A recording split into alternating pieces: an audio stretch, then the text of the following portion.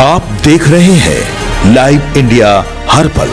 Bhojpur Buxar MLC उपचुनाव में राजद प्रत्याशी सोनू राय ने एनडीए उम्मीदवार को करारी शिकस्त दी है। राजद प्रत्याशी के जीतने पर सभी कार्यकर्ताओं, मतदाताओं और नेताओं को हार्दिक बधाई और धन्यवाद। हम शुरू से कह रहे हैं कि अगर आज देश प्रदेश में मशीन की बजाय बैलेट पेपर यानी मतपत्र से चुनाव हो तो बीजेपी एनडीए कहीं भी नहीं टिकेगी।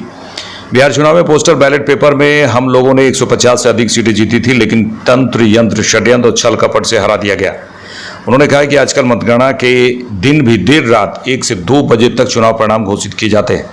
पूर्व में मतपत्रों की गिनती में भी इतना ही समय लगता था, तो क्यों नहीं लोकतांत्रिक पारदर्शिता और जनतंत्र में विश्वास कायम रखने के लिए अब ईवीएम की बजाय बैलेट पेपर से ही चुनाव कराया जाए।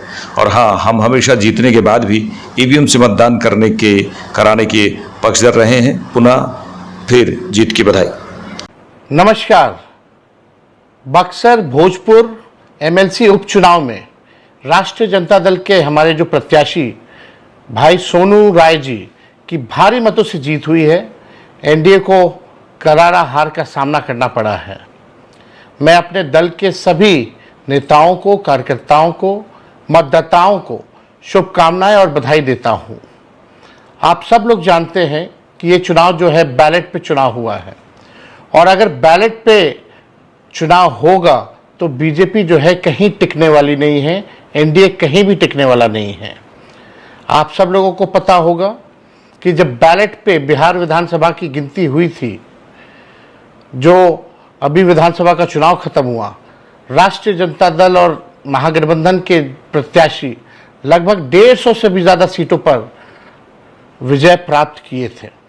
लेकिन सरकार में बैठे लोग मशीन तंत्र, धन तंत्र, छल कपट करके हम लोगों को हराने का काम किया गया।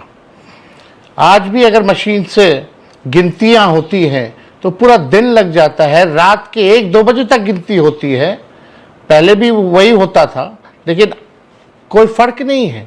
तो हम ये कहते हैं कि भाई जब समय उतना ही लग रहा है तो बैलेट पे ही क्यों नहीं वोटिंग हो। और बैलेट पे वोटिंग होती है तो परिणाम आप सब लोग जानते हैं कि एनडीए कहीं टिकने वाला नहीं है, बीजेपी कहीं टिकने वाला नहीं है। मैं पुनः बक्सर के, भोजपुर के मतदाताओं को, पार्टी के कार्यकर्ताओं को, हमारे गठबंधन के नेताओं को मैं दिल से धन्यवाद देना चाहता हूँ। बहुत बहुत धन्यवाद।